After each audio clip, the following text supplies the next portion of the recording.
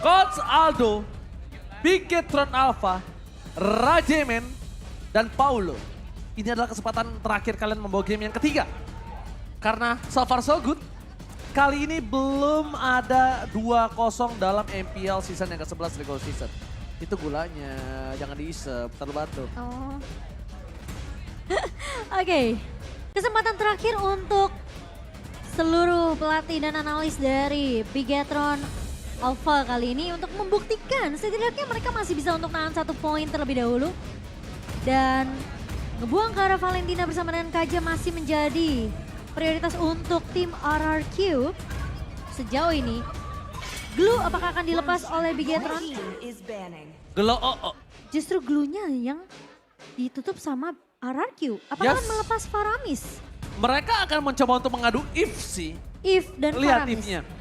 If Faramis kayaknya memilih menutup menuju ke arah if. Keputusan yang TEPAT.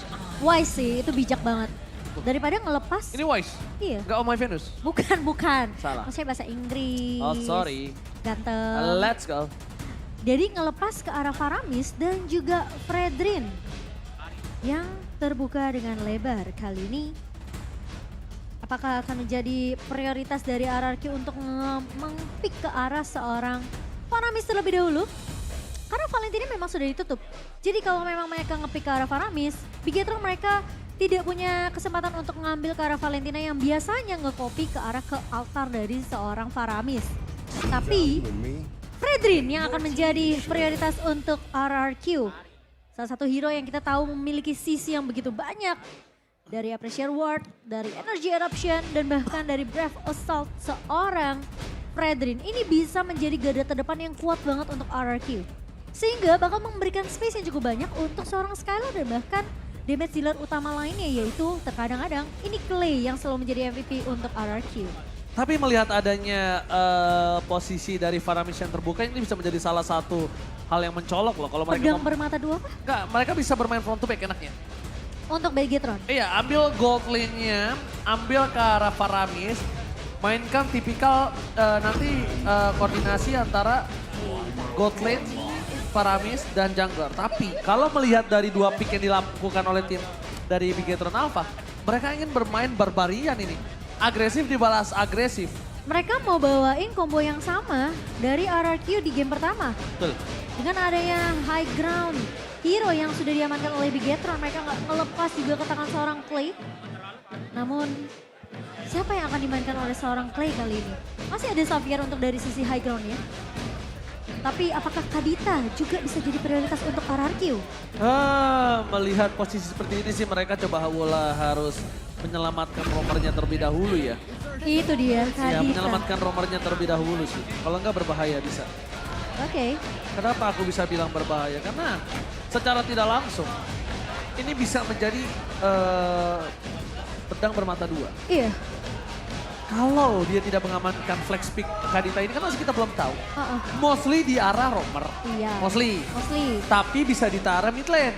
Dan bahkan kalau mau main psychology reverse-nya atau mencoba untuk berpikir seperti seorang Lemon, Iya. bisa di EXP loh. Kadita. Bisa, why not? Wow. Misalnya gini, Pinocchio pakai apa? Pakito? Mhm. Pakai Grok? Grok ingat minim banget dari segi magical damage. Betul. Don't forget about it. Jadi dipaksa biar bertemunya sama Kadita. No. Benedetta. Benedetta di mana menurut kamu? Jungle atau EXP? Menurut aku ya, XP. XP. Kita anggap XP. XP juga bisa catch up seorang Kadita itu. Apalagi Benedetta ya. Tapi Tinggal- lebih better daripada Grok yang ketemu sama Kadita. Ya, gimana caranya dia ngandelin Eye for an eye? Eye for an eye-nya itu udah keluar lebih dahulu. Biasa namanya juga keenglan-englanan. Mimisan. Keenglan-englanan. England. Oke, tapi masih cukup flex tentunya dari kedua belah tim. Masuki draft pick yang kedua. Kalau misalnya nih memang Benedetta ditaruh di posisi XP untuk Fear Not Cure. Berarti mereka masih butuh gold lane udah pasti. Junglernya ini mau dibawa kemana? Mereka ngebuang dulu terlebih dahulu ke arah Faramis karena sesuai yang Oji bilang, ini ngebawa Lemon. Siapapun yang bisa dimainkan sama Lemon, Kalau di ngomong he will make it happen. iya maksudnya itu kalau main reverse psychology ya, maksud Iya. aku tuh seperti itu. Coba kamu berpikir seperti Lemon. Nggak bisa, Sulit. nggak bisa. Nggak nyampe otak saya dong. Tapi ngebuang Martis berarti memang jungler yang bisa dibilang karena Benedetta flag stick ini cukup riskan juga kalau ngelepas Martis ke tangan seorang Max seperti tadi. Tapi ingat masih ada satu hero yang cukup powerful untuk seorang Max yaitu Pakito. Pakito. Nah ini Pakitonya apakah bisa di tangan seorang Lemon? Kalau posisi memang Kadita ini akan ditaruh posisi Romer dan Lolita terbuang begitu saja.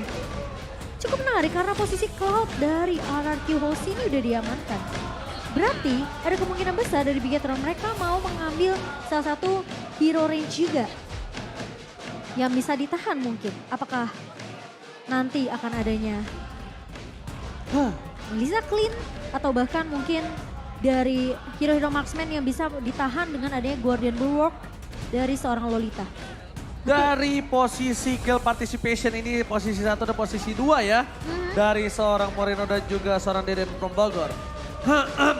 Kalau bisa kita lihat, pandangan sudah menutup ke arah seorang Kari.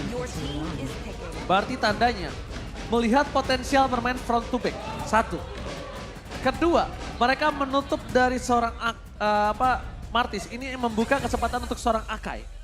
Untuk mengadu retribution, mengadu objektif gaming, Akai ini punya keunggulan tersendiri ketika melawan seorang Frederick. Tapi apakah ini akan didapatkan oleh tim dari Bigetron Alpha? Karena dia buka Akai sekarang, tercounter dengan Digi. Dia harus tutup dulu dan mau gak mau dia harus buka goldnya terlebih dahulu. Ambil flash picknya untuk mempertahankan junglernya nanti. Atau mungkin Goldnya dulu kamu dari Bigetron mereka mau ambil Atlas. Atlas lagi. Jadi posisi Benedetta jungler. Gak bisa. Oh tapi mereka Makanya aku mau. bilang ambil goldnya dulu. Kenapa? Karena sekarang kalau dia ambil Akai di pick yang Langsung keempat. di-counter sama akan di-counter. RRQ. Sekarang RRQ tidak melihat adanya potensial terhadap Akai di tangan dari Bigetron. Tapi kalau ditarik dari atas ke bawah, ini Akai adalah salah satu hero yang bisa mengcounter 3 pick pertama dari tim RRQ Hoshi. Dan objektif gaming kemungkinan besar Max bisa mengadu dibandingkan. Dan jangan Iya. lupa, Clay menempati posisi pertama average KDA ranking pada MPL Season 10 dengan 37 games 7,1 KDA. Betapa cepatnya responsifnya Itu- Clay dalam melakukan following up. Itu Posisi mid lane loh. dia PEKA. Peka. Yes. Betul. Dan itu yang justru menjadi kunci kemenangan dari RRQ. Tapi Lilia bersama dengan Edith. Berarti memang Edith akan dimainkan harusnya di tangan seorang Lemon. Mau main apa lagi? Enak banget ini main Hanabi. Main Hanabi, Benedetta pakai Akai junglernya. Biarkan Henki atau Ki menggunakan Grok untuk melakukan cover atau melakukan inisiator. Tapi bakal jadi pedang bermata dua kalau sampai heavy spin-nya. Ini gak akan bisa ngelock ke arah pemain-pemain dari RRQ terutama Skylar. Skylar, ingat dia heavy spin kena Skylar, masih muter loh. Iya memang. Masih muter, jangan lupa. Tapi ternyata Matilda. Oke, begini posisinya, kita tarik. Berarti- Gimana caranya junglernya ini akan ada di tangan dari seorang Max menggunakan Grok. Grok. Tadi aku pikir Benedettanya yang akan di posisi jungler. Aldo. Membikin pusing dengan flex pick yang dia lakukan. Tapi make sense sih karena Grok ini dibawa sama seorang Max ya berarti dia secara nggak langsung juga bakal Wall menjauhi Charge Retribution. posisi. Iya. Wall Charge Retribution, powernya. Tapi jangan lupakan, Grok gak punya escape skill mechanism. Iya itu minusnya. Itu minusnya. Dan Groknya sekarang pakai apa? Attack or defense? Iya. Apa? Kalau Grok Yang sekarang di untuk jungler. sekarang Attack, defense dong. defense ya. Harusnya Oke, harusnya. untuk lebih sustain. Benar. Berarti dia ngandelin wall charge dan retribution. Oke. Tapi Berarti- tergantung ya kalau dia bawanya ternyata Assassin, Oke, tapi kita bakal langsung lihat Enggak. menuju ke Lane of Dawn. dia bawa Demon Slayer. Dia bawa Demon Slayer dan dia bakal coba untuk menjadikan itemnya ke arah mana. Seingat aku, Grok masih dalam fase di mana semakin besar physical attack-nya, semakin besar physical defense-nya. Betul dong? Masih convert kan? Tapi minusnya dia nggak punya magical defense. Ya. Yang Jadi, benar-benar bikin dia tergantung sama magical item magical defense. alright, kalau gini seperti biasa di mana top lane permainan dari tim RRQ kali ini benar-benar berada di posisi yang tidak cukup baik seperti di game sebelumnya karena ada invasi yang dilakukan oleh dari seorang Marky. Dan Marky memiliki absorb damage sendiri sekarang. Berbeda dengan game sebelumnya ya. Game Iya. sebelumnya Purify ya kalau nggak salah ya. Dan dia sekarang baunya Aegis kan? Iya, jadi dia punya absorb sendiri. Oh dia bawa Dia- flicker tadi. Oh, bawa flicker ya. Bawa flicker. Sekarang dia punya crowd control sendiri, anti crowd control sendiri. Oke, tapi di area bawah Lemon. Ya kan 1v1 dengan seorang Firnocure. Paksa dipukul mundur dengan Ash Shatter yang cukup sebenarnya buat Lemon untuk menghalau pergerakan dari atau final blow dari Firnocure. Yes, dan bahkan kita lihat kali ini di arah mid lane. Klee mencoba untuk melakukan clear minion terlebih dahulu. Pergerakan dari seorang Albert mencoba untuk melakukan satu buah cuttingan di arah bottom lane. Nampaknya belum berhasil. Tidak ada yang bisa terpotong. Tidak ada yang bisa diambil dari jungle lane dari Bigetron Alpha. Tapi Marky bersinar sekali nampaknya di arah top lane. Marky membuat dirinya cukup nyaman tanpa ada cover dari seorang King. Dan bahkan pressure-nya datang dari Bigetron Alpha dengan formasi 1-3-1 kali ini. Dan objektif turtle yang harusnya masih bisa dikontes oleh teman-teman dari RRQ dan juga Bigetron. Oke, Lemon di sana menggunakan flicker untuk defensif para pemain dari Bigetron Alpha yang membuka terlebih dahulu. Ada satu buah barir yang membuat turtle-nya kembali lagi ke pit turtle. Ini kura-kura yang takut air nampaknya. Memberikan damage Firnocure di garis depan para pemain dari tim Bigetron Alpha. Mencoba untuk melakukan sedikit poking damage. Lagi dan lagi Albert mencoba memaksakan asuh. Ada satu buah Feather Strike. Watson dikeluarkan. Albert to cover. Tepakan. Tidak ada red appear kali ini. Lihat. Tidak ada sama sekali yang bisa dilakukan Albert. Tapi Lemon mencoba untuk mendapatkan satu poin. Lemon 1 versus 3 dan tetap berhasil mendapatkan satu buah poin kill.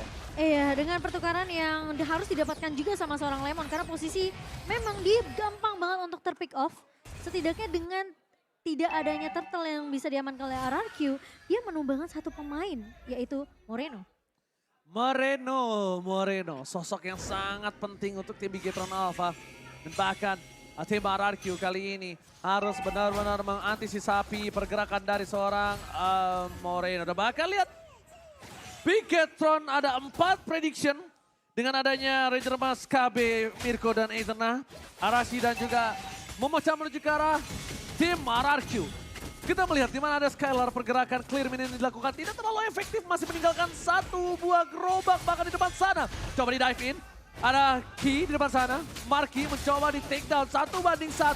Tidak cukup adil dan bahkan mundur ke arah belakang. Absorb damage lagi yang membuat Marky anti crowd control. Dan bahkan Albert membuat Key tidak mau menggunakan satu buah purify-nya.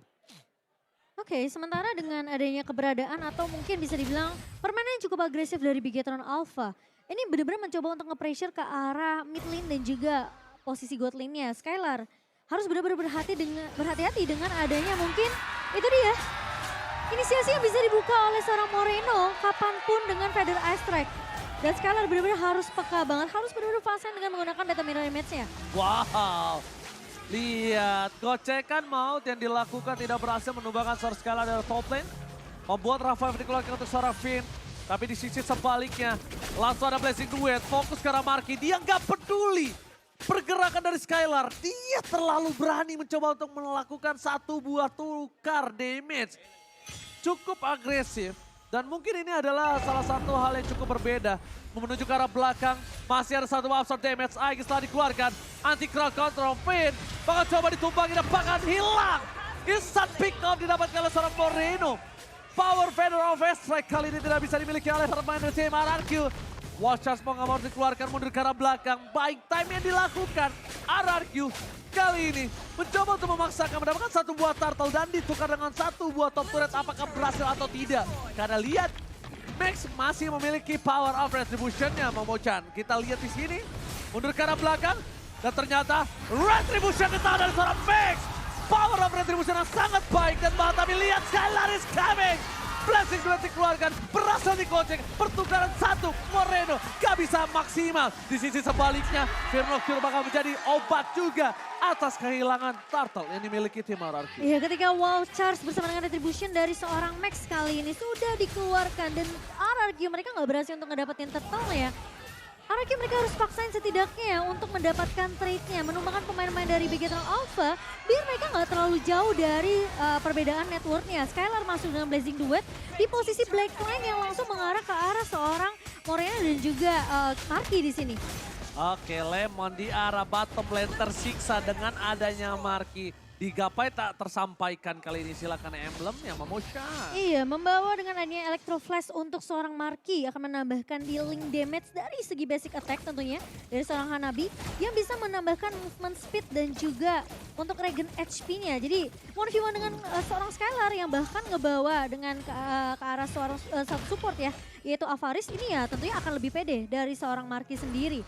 Apalagi bisa dibilang dengan movement spin tambahan dari seorang Skylar, tarik ulur harusnya dibawakan oleh seorang Skylar di sini. Gak boleh terlalu maksain 1v1 situation dengan seorang Marky, karena memang Marky fokusnya untuk ya udah memberikan deal damage aja dengan adanya Bravery yang menambah physical attack dari seorang Hanabi. Oke, menuju ke arah belakang Finn, hanya lewat begitu saja. Rafif mencoba untuk menghindari damage dari seorang Moreno yang terlalu tepat.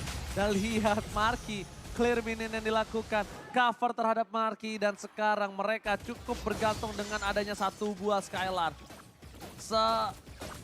Seseram itu Skylar harusnya untuk seorang Marky.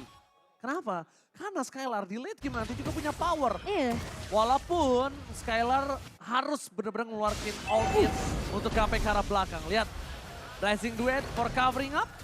Mau nggak mau harus dia keluarkan. Iya. Apalagi dengan Purify game. Purify, WON, Skylar nggak bisa dibendung sih harusnya ke arah backline. Iya, makanya memang harus agak sedikit bersabar dari Skylar. Tapi Maxnya bakal coba dikejar lebih dahulu nih Ji. Oke, tapi lihat almost perfect turtle. Tapi Max berhasil membalikkan kembali keadaannya. Lemon tidak bisa di-cover. Membuat Lemon harus tumbang menjadi korban kedua. Lagi dan lagi. Kali ini siapa yang mendapatkan turtle? Dan Max mencuri purple buff dari seorang Albert yang tidak memiliki power of retribution. Iya, dan bahkan di area midnya bakalan coba ditembus sama pemain-pemain dari Bigetron Alpha yang sekarang mereka udah mainnya ya udah grouping 4-5 pemain. Karena mereka tahu mereka unggul dari segi network meskipun tidak terlalu berbeda jauh. Tapi dari secara team fight berlima, ini space yang dibikin dari pemain-pemain Bigetron Alpha itu cukup setidaknya Marky bisa menjaga posisi dia dari arah backline untuk ngelepas semua basic attack yang dimiliki sama seorang Marky. Oke, satu hal yang harus dilakukan Finn adalah gimana caranya dia tidak terdeteksi di map. Betul. Dia harus bermain flanking, dia nggak boleh main front to back. Ingat, dia main Kadita. Kalau dia terbuka terus posisinya seperti ini, dia bakal dipoking, dia dipaksa gunain Rough Wave. Dan kalau pertukaran Feather Strike dengan Rough Wave, aku tetap diuntungkan dengan satu buah Rough Wave yang keluar, berarti tandanya Marky dan kawan-kawan lainnya itu free atas ganking yang dilakukan oleh seorang Finn. Masalah posisinya, Finn ini 2 kali ketangkep dengan adanya wall charge yang dikeluarkan oleh seorang Max. Jadi ketika Finn yang ngeluarin Rough Wave, itu udah ditahan duluan dengan wall charge yang dibuka sama seorang Max. Jadi dia nggak punya kesempatan yang besar untuk masuk ke area backline-nya, ngincer ke arah Moreno. Moreno bener-bener jadi free banget untuk melepas Feather Strike dan... Oke, lihat Blazing Duet dikeluarkan, Fear Nocturne, Sakratul Maut, mencoba didapatkan satu buah point kill atas seorang Fear Nocturne, membuka potensial team fight untuk para pemain dari tim Bigetron Alpha lainnya. Lihat Finn, flankingnya udah mulai terlihat. Flanking jauhnya, distraction yang dilakukan Finn dan bahkan terdeteksi oleh seorang Max. Tandanya, informasi yang diberikan akan ada 3 berbanding 4. Lihat Lemon membuka positioning di arah satu buah river. Melihat river yang kosong, dan lihat di sini sebaiknya tim Bigetron Alpha udah standby dengan 5 playernya. Karena kalau tidak, mereka akan tidak menukar apapun dengan satu turret dari top lane yang mahal yang coba didapatkan oleh seorang Skylar. Iya, dan kali ini lihat Feather Strike-nya selalu dibuka untuk inisiasi, Ji. Oke, wajah dikeluarkan, Lemon bakal coba di take down, Lemon bakal dilumat, tapi lihat Finn kali ini gagal untuk melakukan flanking dan harus mundur ke arah belakang. Power of Retribution tetap berada di tangan dari tim Bigetron Alpha. Bahkan mereka memiliki keuntungan dengan adanya 4-5 team fight yang akan coba dilakukan oleh tim RRQ. Mampukah RRQ memaksa ke arah backline dari Bigetron Alpha kali ini? Sakit banget tuh Moreno. Oke, Finn gagal round wave dengan ada satu buah outside damage. Dan bersama dengan seorang Alpha di garis depan, mundur ke arah belakang. Para pemain dari tim RRQ nggak bisa menembus frontliner dari Bigetron Alpha. Dan bahkan Albert ter-take down. Albert hilang. No power of retribution. Lord kali ini harusnya di tangan dari tim Bigetron Alpha, for sure. Aku merasa RRQ, mereka nggak bisa untuk maksain Finn ngebuka mapnya. Finn ini udah nggak bisa jadi orang yang melakukan observasi siapa yang bersembunyi di area reremputan. Karena posisi dari Bigetron Alpha dengan keunggulan sejauh ini di 11 menit game berjalan, ini Bigetron Alpha udah megang hampir seluruh kendali dari mapnya. Di posisi kiri tentunya ada pergerakan dari seorang Max. Lalu dipotong nanti di sebelah kanan tentunya dari seorang Benedetta dengan Firnokir. Jadi bisa dibilang pemain-pemain dari RQ ini gampang banget untuk ke zoning. Apalagi Finn yang bahkan dari raw wave dari tadi tuh nggak ada yang on point kena ke arah seorang Moreno. Sama satu hal lagi sih Momochan, mereka kalau mau team fight seperti ini, mereka udah mulai harus siapin diri mereka dengan adanya team fight 5. Lordnya masih bergerak dengan sangat bebas di arah top lane. Bahkan Marky berhasil mendapatkan satu buah turret di arah tengah Momochan. Ya lihat inisiasinya dari Moreno ngebuka aja sebenarnya dengan Feather Ice Track. Karena tugasnya dari Moreno sendiri adalah ngezoning player-player dari RRQ biar nggak bisa nyentuh ke arah seorang Marky di sini. Alright, bakal flicker dari Lemon. Mencoba one by one situation. Marky mencoba ditumbangi. Dilakukan following up. Marky terperangkap dan Marky hilang. Lemon bergerak. Dan bahkan membuat Bigetron Alpha kehilangan Marky. Ada Lemon di sini. Marky jangan lari. Oh my God. Luar biasa permainan yang dilakukan. Cukup benar-benar membuat jantung deg-degan terhadap Bigetron Alpha. Mengejutkan. Dan posisinya dari Lemon ya udah sengaja untuk ngebiarin Lordnya berjalan dulu. Ditahan dengan satu buah minion lane dari RRQ. Karena dia berfokus untuk ngeculik satu pemain atau satu target yang lebih worth it, yaitu Marky. Oke, Ki bakal coba dipoking begitu saja. Mungkin akhirnya mereka menemukan jawaban untuk mendapatkan seorang Marky di posisi yang cukup under. Finn mencoba untuk melewati sungai. Jungle ke jungle. Dan posisinya, untung itu di follow up oleh pemain-pemain dari RRQ. Kalau Lemon maju sendirian ketika ngebuka Primal World-nya dan gak di follow up, mungkin itu akan beda cerita ketika Moreno udah melakukan wings by wings nge-cover ke arah seorang Marky. Apa kata-kataku pertama sebelum game pertama mulai? Follow up apapun yang Lemon Betul, lakukan. sama posisinya kayak Bigetron kan. Yes. Follow up apa yang Ki lakukan. Sama juga satu hal, kalau sekarang Bigetron harus lebih paham. Mulai baca pergerakan Lemon lagi.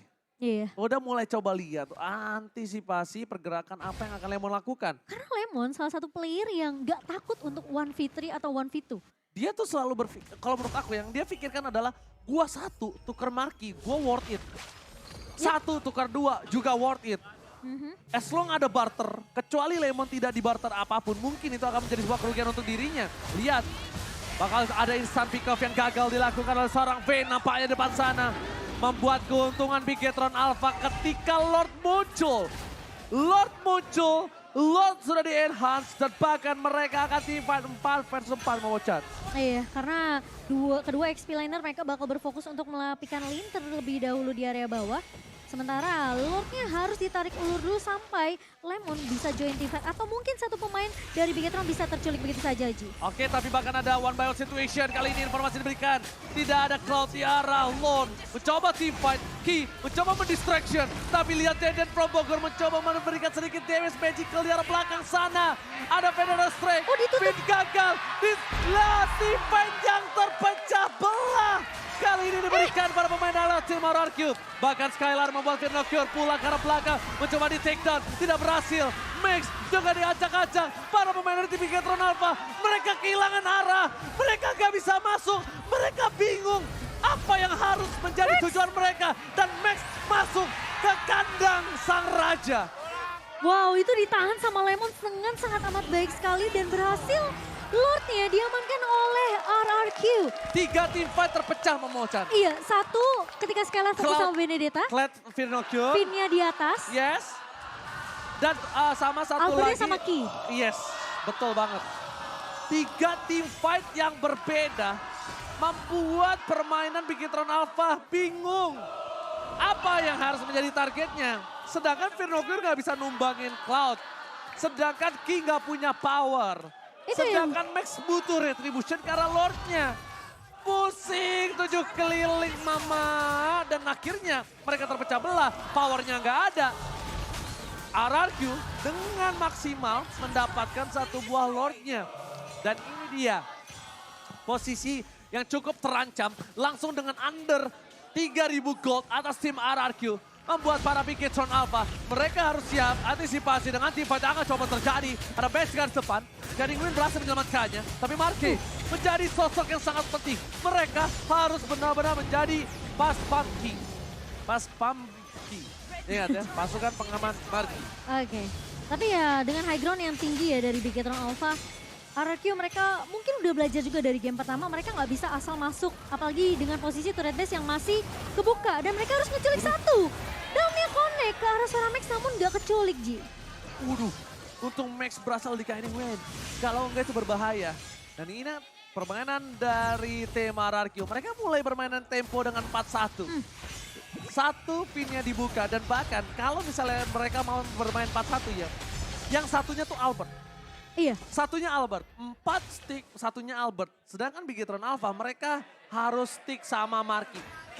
Marky, biarin Max ini jadi tumbal, biarin Firnocure jadi tumbal. Selama Marky dan Moreno bersatu, mereka power. Malah aku mikirnya Skylar yang sendiri. Skylar sendiri itu bisa di pick off juga soalnya. Jadi Kan mendorong ya. Kalau mendorong 4-1 sih menurut aku seperti itu enak. soalnya Skylar ini biasanya dia datangnya harusnya di sebagai finisher aja. Yes. Atau eksekutor untuk pemain-pemain dari RRQ. Jadi biar garda depannya ini jangan Finn lagi yang ngebuka. Biar Lemon dan juga Albert yang bekerja karena kita tahu sekarang dengan adanya buff ke arah seorang Edit, ini tentunya damage-nya itu dari 4% maksimum target dari musuhnya, HP musuhnya. Jadi semakin banyak HP dari Bigetron Alpha, ini tentunya membuat Lemon udah enak banget sebenarnya dari segi damage-nya. Oke. Tapi lihat kali ini sempat mencoba didapatkan menuju ke arah Firnocure ditumbangkan begitu saja. Instant pick off. Tidak ada Firnocure ketika Lord sudah muncul ke lane of dawn. Tidak ada distraction ke arah backline ketika Lord berhasil didapatkan. Itu tandanya tim Bigetron Alpha memiliki kekurangan damage untuk mempertahankan objektif mereka di arah Lord yang berikutnya. Iya, dan Skylar sekarang udah dapetin mungkin bisa dibilang power pick-nya untuk seorang Cloud di menit ke-18 kali ini. Dan ini harusnya Bigetron Alpha mereka nggak boleh maksain untuk melakukan kontes ke arah Lordnya karena semua lininya udah dirapiin sama seorang Finn sama seorang Skylar. Jadi mereka harus benar-benar peka sama lini yang udah diatur sama RRQ dan ya udah lepas aja Lordnya. Lord slain by Samsung kali CS23 Series 5G. Kali ini didapatkan oleh tim RRQ. Tim RRQ tidak boleh menabrak asal-asalan. Ingat, ada wall charge, feather strike, ada satu buah absorb damage Marky yang harus mereka perhitungkan. Karena di sisi sebaliknya, tim RRQ tidak memiliki wall charge berbanding terbalik dengan game sebelumnya. Ada baiknya gimana caranya mereka harus menumbangkan Lemon atau menumbalkan Lemon di depan untuk membuka positioning atas Skylar. Sekarang posisinya Bigetron Alpha mereka udah nggak bisa kayak sendirian. Mungkin dari seorang Firnocure yang nggak bisa asal split push. Karena posisi dari Finn ini bisa di mana aja. Buset dah. Dan kalau sampai keculik lagi ini bakal bahaya. Yang aku suka dari Skylar adalah benar-benar respect dengan damage dari Bigetron Alpha. Tapi hati-hati bisa di pick off dengan ada keberadaan dari Albert yang memiliki sisi cukup banyak dengan Fredrin ya Uji. Masalah utamanya Fredrin memang bebas tapi Feather Strike tidak ada untuk bisa mengcover pergerakan para pemain tim RRQ. Mereka berhasil menumbangkan Barke. Instant pick off, Rapwave, cepatkan. Albert di depan sana, Skylar masih bergerak dengan bebas. Belum ada satu mempleti duetan. Ini bencana. Bigetron Alpha, wall charge yang gak mampu menumbangkan tim RRQ. Para pemain dari tim Bigetron Alpha, mereka mencoba untuk memberikan sedikit waktu. Finalker tertabrak, dapatkan double kill, lagi for triple kill. Para pemain dari tim RRQ, mereka masih dalam posisi yang power. Dan Bigetron Alpha tetap menjadi kelinci percobaan bagi tim RRQ. Masih menjadi kelinci percobaan untuk tim RRQ di season yang ke-11. Dan kekalahan 0-2 terpaksa